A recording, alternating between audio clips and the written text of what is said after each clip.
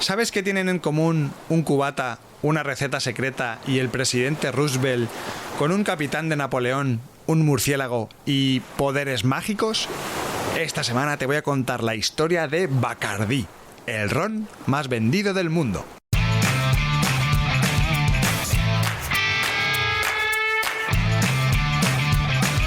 Bram Stoker, con Rubén Galgo.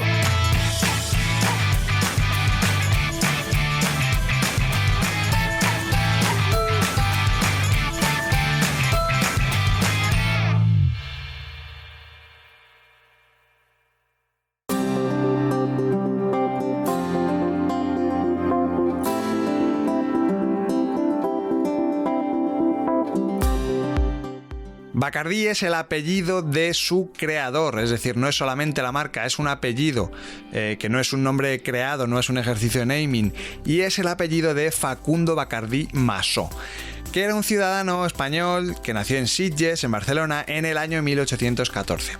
Entre 1828 y 1832, este buen hombre emigró a Santiago de Cuba junto a su familia. De hecho, pues los hermanos de Bacardí pues eran jóvenes, eran solteros, ¿no? Eran, chavales que eran ávidos, estaban ahí deseosos de ser ricos, y la idea que tenían, o el plan que habían trazado, era ir a trabajar, a hacer fortuna. Estaban allí un tiempo, venían cuanto antes y vivían de las rentas para el resto de su vida. Ese era un poco el plan que tenían pensado los hermanos Bacardí. Claro, lo cierto es que desde su llegada a Santiago de Cuba, Facundo y sus hermanos pues intentaron hacer por todos los medios negocios, ¿no? Estuvieron ahí intentando de alguna forma probar sus habilidades comerciales en distintas iniciativas empresariales, ¿no? Pero en agosto de 1843, con casi 30 años, Facundo se casó con Amalia Lucía Victoria Moreau escrito, que era hija de una emigrante franco-haitiana y de un capitán de Napoleón. Claro, la unión de estos dos personajes casi históricos, ¿no? Creaba la estirpe de los Bacardí Moreau. Ese mismo año, además, Facundo acababa de establecer junto con Juan Carbonell y Bori una tienda de mercancías varias, una especie como de mercería, algo un poco raro, ¿no? Donde vendían un poco de todo, ¿no? No era un comercio muy definido. Así que, pues empezaron a vivir a costa de este negocio, y de repente les acomete el famoso temblor, el famoso terremoto de 1852 que sufrió Cuba. La isla quedó devastada y, por supuesto, claro, el negocio de Facundo mermó tanto que al final tuvo que cerrar. Incluso se llegó a declarar en quiebra, o sea, ojo, cuidado con este terremoto. Y es en este preciso periodo de la vida de Facundo cuando toda su historia se cubre de una especie de halo de misterio.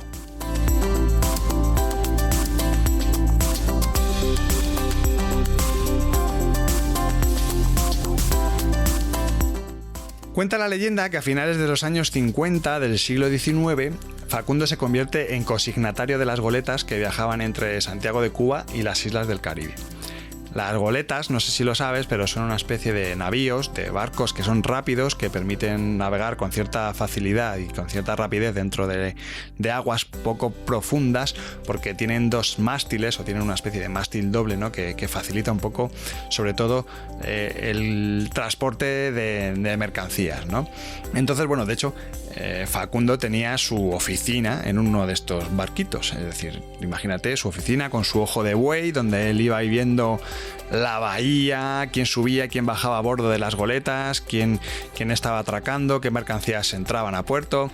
No se sabe muy bien si era algo porque él estaba huyendo de alguien, o si lo que estaba haciendo no era muy legal, entre comillas, o bien porque si, pues a lo mejor le estaban persiguiéndole. No se sabe muy bien los motivos, pero era como todo un poco oscuro, vamos a decir, ¿vale? Para entendernos entre tú y yo. Entonces, él se enroló en una de estas goletas que se llamaba La Esperanza, y además lo hizo rumbo a la isla francesa de la Martinica. Justo cuando acababan de iniciar el trayecto, pues llegaron a una isla. De hecho, tuvieron que parar porque había un ciclón de estos típicos, ¿no? Ciclones que vemos en la televisión, ¿no? Que empiezan a barrer el Caribe de arriba abajo, y claro, no podían seguir navegando. Así que, pararon en una isla. La nave tuvo que esperar, evidentemente, hasta que pasase el mal tiempo, y durante todos estos días, pues Facundo Bacardí, pues tuvo que emplear su tiempo en ocio. claro, ¿qué pasa? Que en una isla muy pequeña no había ocio. Entonces, ¿qué es lo que hizo? Beber. Se puso como el tenazas, estuvo todo el día bebiendo el típico ron pendenciero este que venden en las tabernas típicas de puerto. Pues él estuvo bebiendo ahí sin conocimiento, y precisamente en una de estas noches de borrachera, pues Facundo conoció a un amigo, un tío que posteriormente sería su amigo, un tío francés, rubio, así muy guapete, así como muy refinado, ¿no? Y en el calentón, ¿no? En el fragor de una conversación bien regada, ¿no?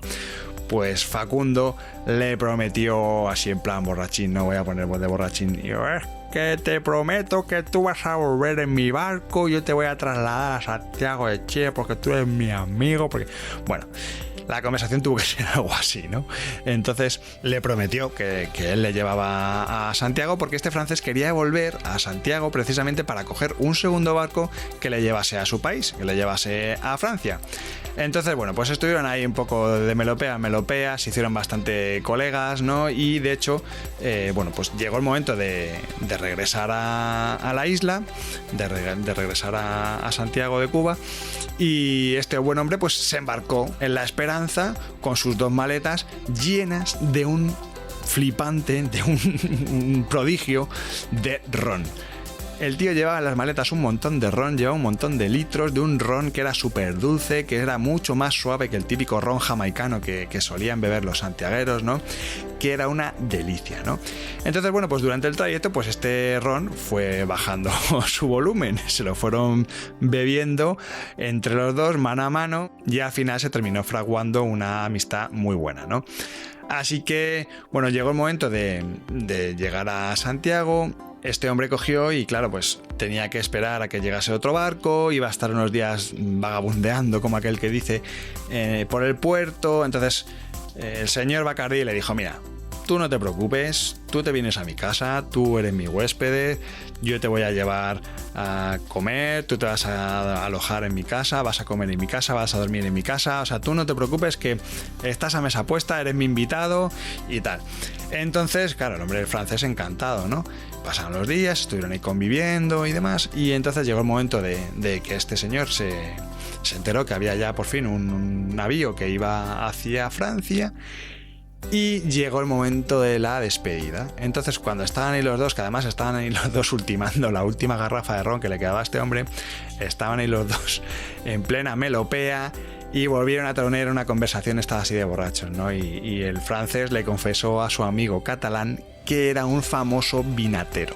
Y pues como se había portado también con él y había tenido estos gestos de que lo había alojado en su casa, que le había dejado montar en su barco y que al final había facilitado y se había ahorrado un montón de tiempo hasta que volviese a su país, a Francia, pues en agradecimiento él le iba a dar la fórmula secreta para fabricar aquel ron tan suave y fino que habían estado paladeando durante estos días atrás, y además se lo dijo así, dice, esta puede ser tu llave para que te adueñes del mercado de Santiago de Cuba.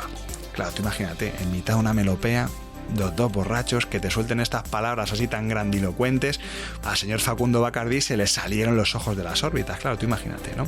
Así que esta es la historia, lo que cuentan, o la leyenda del origen de la misteriosa fórmula del ron Bacardí, que es verdad que es conocidilla, pero sobre todo, se suele hablar, ¿no? en los típicos corrillos de la familia, ¿no? De la familia Bacardí.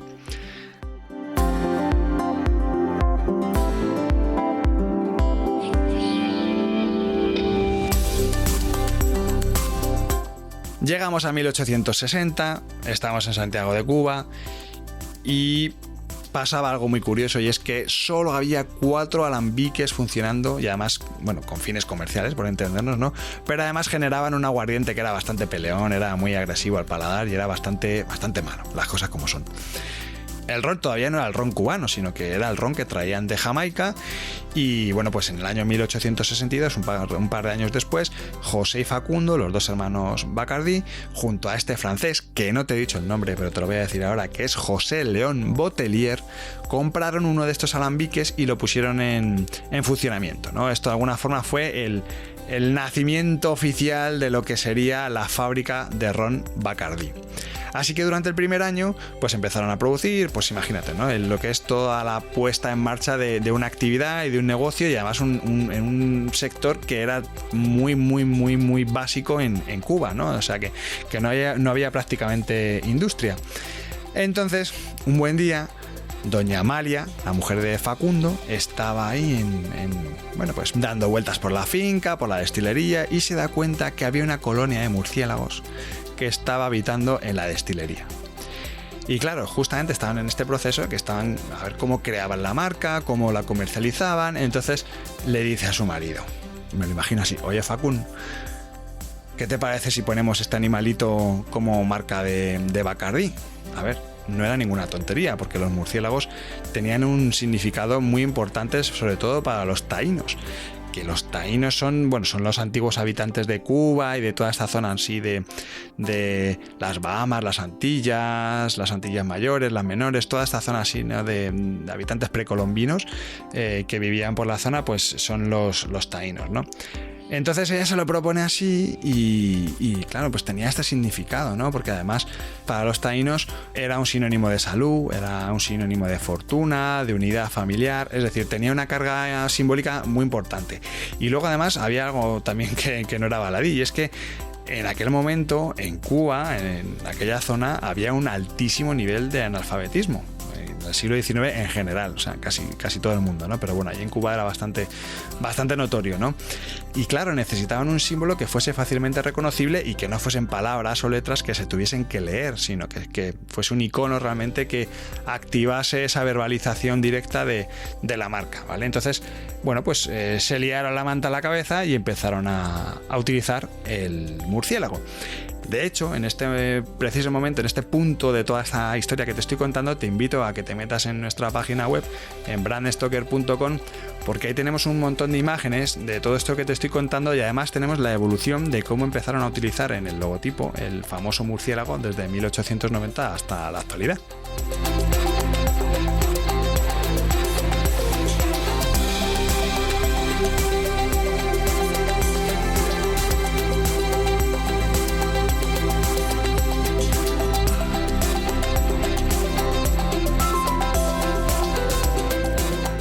En 1868, solo 6 años después de que la empresa se estableciera, resulta que Cuba empieza la primera de sus 3 guerras de independencia contra España. Esto, es un poco el contexto histórico, ¿no? A nivel más de negocio, pues rápidamente este duro aguardiente que se obtenía de los alambiques, empezó a adquirir cierta mejora, empezó a tener más sabor, y todo además tenía que ver con, una serie de mezclas que iban haciendo poco a poco, los añejamientos que estaban haciendo, que además era lo que convertían al ron en ron. En fin, que un poco en paralelo con esta primera guerra de la independencia, resulta que Bacardí y Botelier empezaron a envejecer en barriles de roble cierta cantidad de aguardiente puro durante 12 años, dando lugar al primer ron genuinamente cubano, ¿no? El famoso cotizadísimo Bacardí 1873, o el extra seco, ¿no? Que al final era un ron que no tenía ningún tipo de mezclas, ¿no? Era un ron puro de allí, vaya.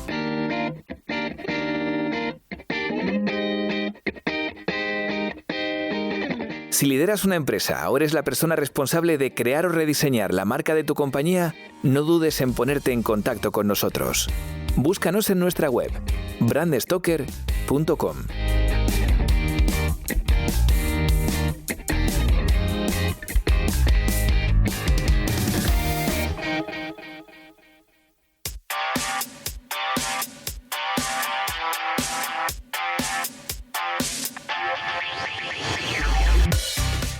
El 10 de noviembre de 1874, resulta que José Bacardí, hasta entonces era uno de los socios principales de la empresa, decide abandonar el negocio, ve que aquello no rendía, que exigía mucha paciencia, que era algo que exigía mucho tiempo y que luego no daba no daba ningún tipo de beneficio, de hecho estaba dando pérdidas, ¿no? Directamente. Y en diciembre de ese mismo año, al mes siguiente, vaya, el otro socio, el famoso francés de toda esta historia que te contaba antes, el Botelier, pues también abandona. Entonces Facundo se vio solo con un negocio que estaba dando pérdidas, que de hecho llevaba dando pérdidas 12 años, ojo al dato, o sea que...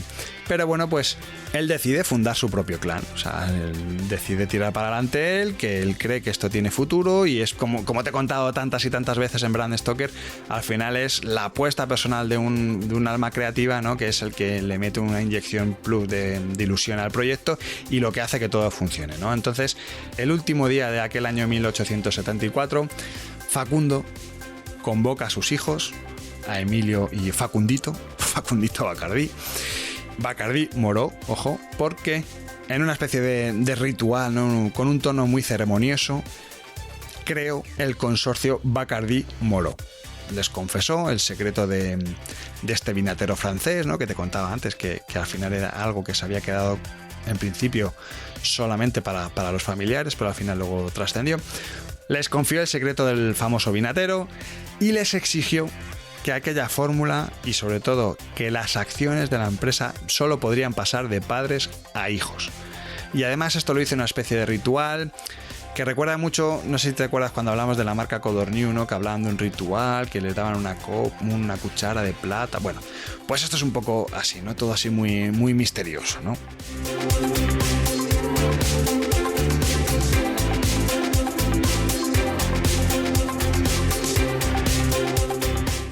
Don Facundo Bacardí y Massó murió el 9 de mayo de 1886, tenía 74 años el pobre hombre, y había pasado más de 50 años en Santiago de Cuba, ¿no?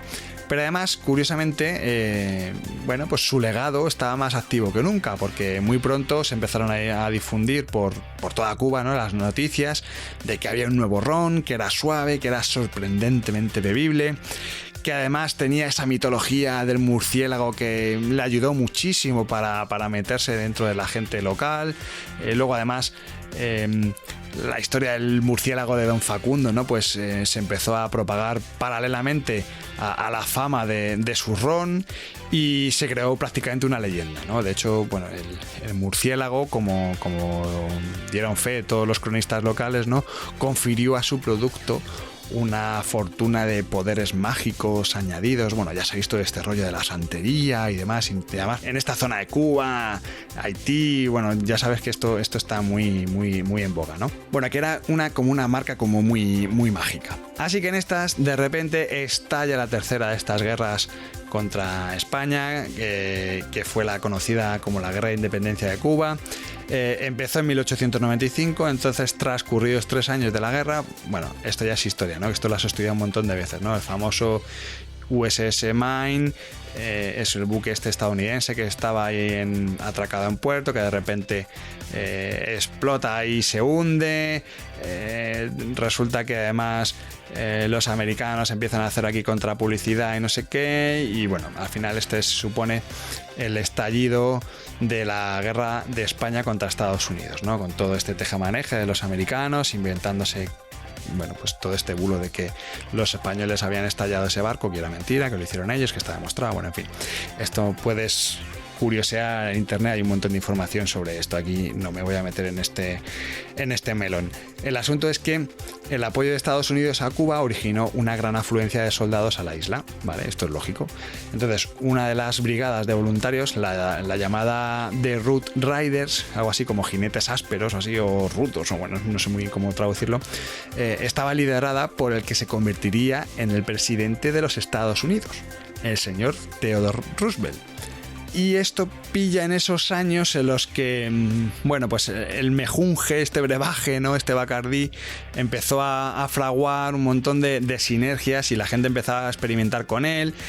Y coincide en el tiempo prácticamente cuando fue inventado el famoso cóctel, el daiquiri, ¿no? Que de hecho pues era un zumo de lima con azúcar, un poquito de hielo picado y Bacardí, ¿no? Este Bacardí superior, ¿no? No te voy a negar que fue un acierto, pero desde luego fue mucho más importante cuando en 1900 los soldados americanos celebraron la victoria contra España mezclando Bacardí y Coca-Cola.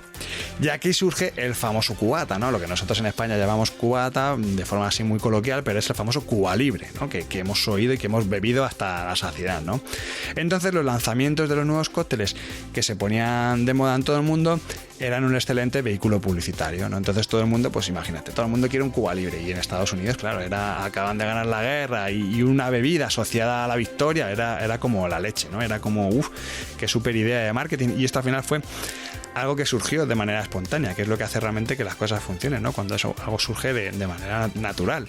Entonces, el famoso Bacardi empezó a triunfar en Estados Unidos, ¿no? Entonces, la entrada, además, en vigor de la ley seca en Estados Unidos, ya un poco más adelante, en el año 1920, no hizo más que beneficiar a la marca. ¿Por qué? Pues porque esta dirigió su posicionamiento en Norteamérica hacia el concepto de Cuba como un lugar paradisíaco, donde el sediento americano podía apagar su sed a base de daiquiris, de mojitos y por supuesto Cuba Libres, y todos hechos con Bacardí, ¿no? Entonces eso fue una oportunidad muy, muy buena para la firma.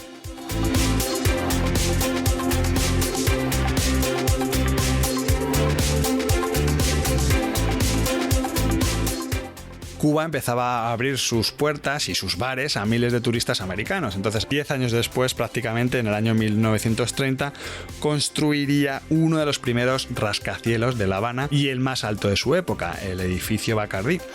En sus bajos estaba el famoso Bar Bacardí, que era una especie de, era una joya del arte Art Deco, en la que acudían pues todas las celebrities, ¿no? Nacionales e internacionales de la época, ¿no? Era como el lugar de moda, ¿vale? Por entendernos. Así que ya llegamos al 36, ya superada la ley seca. Bacardi da un golpe mediático pidiendo a la Corte Suprema de Nueva York la obligación de que los bares, pues cada vez que pongan un cóctel Bacardí, como zumo de lima, un toque de granadina y el propio ron Bacardí, debían elaborarlo con la misma marca. Es decir, hasta entonces hablar de ron casi en Estados Unidos era sinónimo de hablar de Bacardí, y la gente pedía eso, pues me pones un cóctel Bacardí. Entonces, como estaban utilizando la marca, claro, había mucha gente que con el tema de la ley seca lo que hacía es que ponían el típico ron de garrafón, por entendernos, que era un ron de muy baja calidad, pero sin embargo, como iba el nombre asociado a Bacardí, el producto no estaba a la calidad y a la altura de la marca. Entonces, para controlar ese gap, lo que decidieron fue llevarlo a la Corte Suprema de Nueva York para obligar a la gente que vendiese ron Bacardí y que fuese Bacardí de verdad, vaya, del mismo modo que el Cuba Libre pues que fuese ron Bacardí.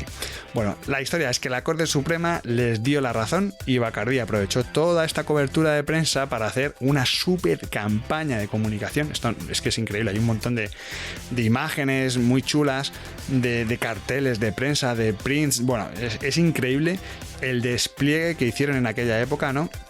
Creando una campaña de publicidad, haciendo una especie de llamamiento, ¿no? Con un claim que decía: es tu derecho, nada puede reemplazar a Bacardí. O sea, era muy agresivo, ¿no? Bueno, utilizaron varios, ¿no? Pero varios claims, pero era un poco el mensaje que querían dar, ¿no? Es decir, aprovechando todo el tiro mediático que había tenido, todo el tema legal que tuvieron con la Corte Suprema de Justicia, pues hicieron una super campaña, ¿no? Encima, pues sacando pecho porque habían ganado, ¿no? Todo ese pleito. Así que tras esos años de bonanza, la empresa se asentó, tuvieron un par de décadas muy buenas. Así que, de repente surgieron nuevos problemas, pero ya en Cuba. Es decir, el gobierno de Fulgencio Batista, que durante las décadas del 80 y del 50, 1940 y 1950, pues estuvo en Cuba, llevaron a los ejecutivos de la compañía a salvaguardar la propiedad intelectual y la fórmula secreta y la levadura propia vital, claro, esencial para hacer el ron Bacardí.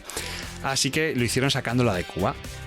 Estas precauciones ya se habían tomado cuando el 13 de octubre de 1960 el nuevo gobierno revolucionario de Cuba aprobó la famosa Ley 890, que lo que decía básicamente es que iban a nacionalizar las principales industrias y iban a poner fin a la propiedad privada en la isla. El 14 de octubre, es decir, el día siguiente, los responsables del ejército del régimen cubano se dirigieron hacia la oficina de ventas de Bacardí en La Habana, con un documento que tenía una sola página en el que, bueno, básicamente decía como que se hacían con el control de la compañía cubana. Pero fue un error, porque habían cometido un error, garrafal, y es que de hecho las repercusiones de este error se mantienen en la actualidad, porque los militares se dirigieron al edificio equivocado y a la ciudad equivocada. Fueron a La Habana, cuando la sede central de Bacardi y las instalaciones de producción estaban en Santiago, como te vengo contando en toda esta historia. Así que físicamente estaban al otro lado del país. ¿Esto lo que supuso? Bueno, pues supuso que Bacardi tuvo 24 horas más para destruir toda la levadura que tenían, que era además la que proporcionaba al ron ese sabor suave y esa consistencia, ¿no? Y previnieron que pudiese llegar cualquier otra persona, en este caso los militares, y fabricasen ellos mismos el famoso ron Bacardi en Cuba.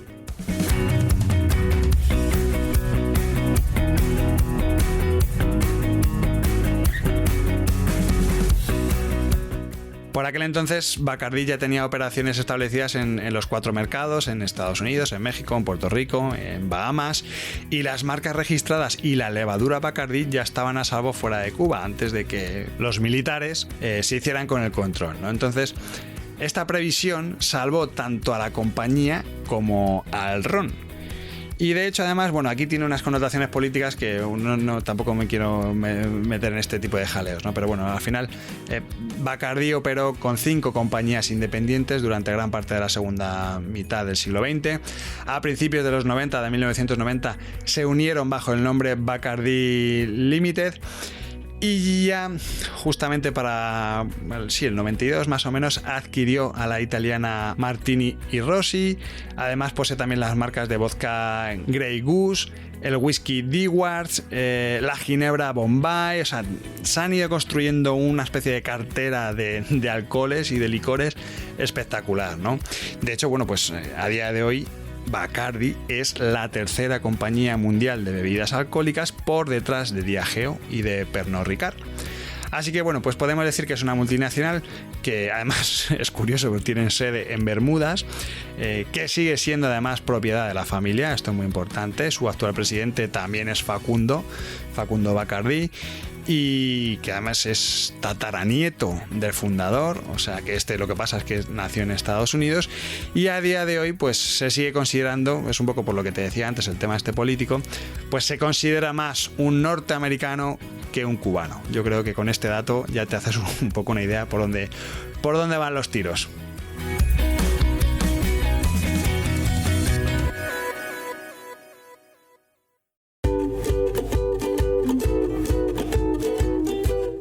Antes de despedirme, quiero recordarte que puedes seguirnos en Twitter, Facebook e Instagram, donde nos encontrarás con el usuario Bram Stoker. O si lo prefieres, me puedes seguir a mí a través del usuario Crenecito.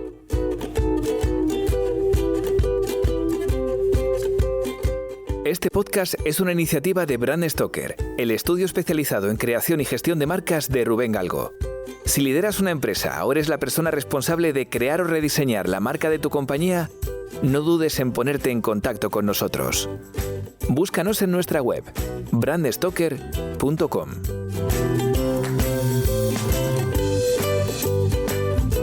No olvides comentar este programa, darle a me gusta y compartirlo en tus redes sociales. Y si te has quedado con ganas de más, puedes escuchar más episodios de Bram Stoker en iVoox y sobre todo en brandstoker.com. Muchas gracias por estar ahí y recuerda, como dijo Paul Rand, el diseño es simple, por eso es tan complicado. Hasta el próximo programa, ¡chao!